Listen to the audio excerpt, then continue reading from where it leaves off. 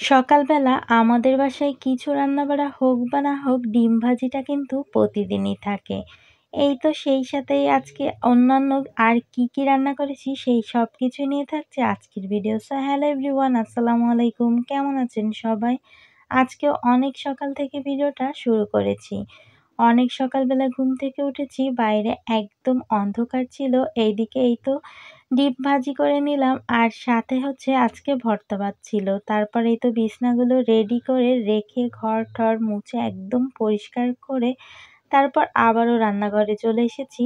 সকালে খাওয়া-দাওয়ার পর অনেকটা থালা-বাসন জমা হয়েছিল, সেগুলোকে আগে ধুয়ে নেব। এরপর আজকে যা রান্না করব সেগুলো সবকিছুই রেডি করে ফেলেছি। এখন এই তো আজকে হচ্ছে একটু ডাল রান্না করব আর এই মুগ ডালটা আমার ভীষণ পছন্দ। তো মুগ ডালটা ভাজি করে একবারে ভিজিয়ে দিলাম। তারপর পানিতে ভিজিয়ে দেওয়ার কিছুক্ষণ পর দেখি ভালোমতো ভিজে গেছে।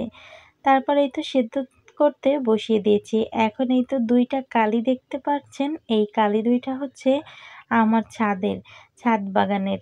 যাই হোক আজকে কালি ভাজি করব, তাই ওই কালি ২ টাকে ছিঁড়ে নিয়ে এসেছি। এদিকে ডালটা সেদ্ধ হয়ে গেছে আর ডালটা ওড়ং দিয়ে সুন্দর মতো ঘুটে তারপর এই তো পানিও দিয়ে দিলাম।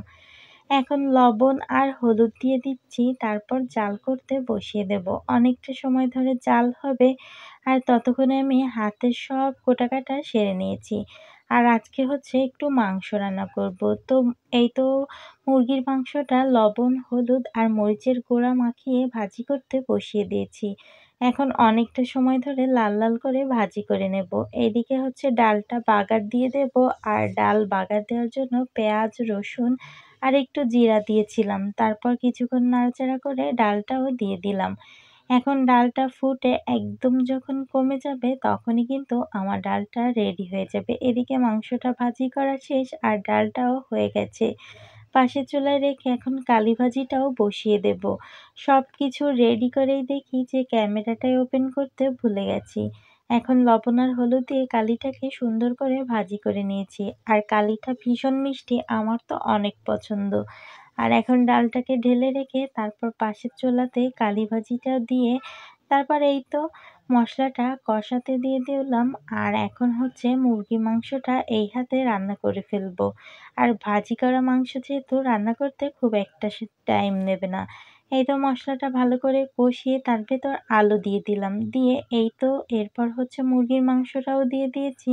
আর অনেকটা ভালো করে নাড়াচাড়া করে ভাজা করে নিলাম। এরপর অল্প করে কষানোর জন্য পানি দিয়ে দেব। আর আমি কিন্তু এই তো ভাজি করা মাংস হোক আর যাই হোক, না কষিয়ে একদমই রান্না করি না। এখন ভালো করে কষিয়ে তারপর আবার অল্প করে ঝোলও দিয়ে দিয়েছি। যাই হোক এখন তেল ফুটে গেলেই মাংসটাকে নামিয়ে ফেলবো। আর আজকের ভিডিওটা এই পর্যন্ত। সবাই ভালো থাকবেন। আল্লাহ হাফেজ। আসসালামু আলাইকুম।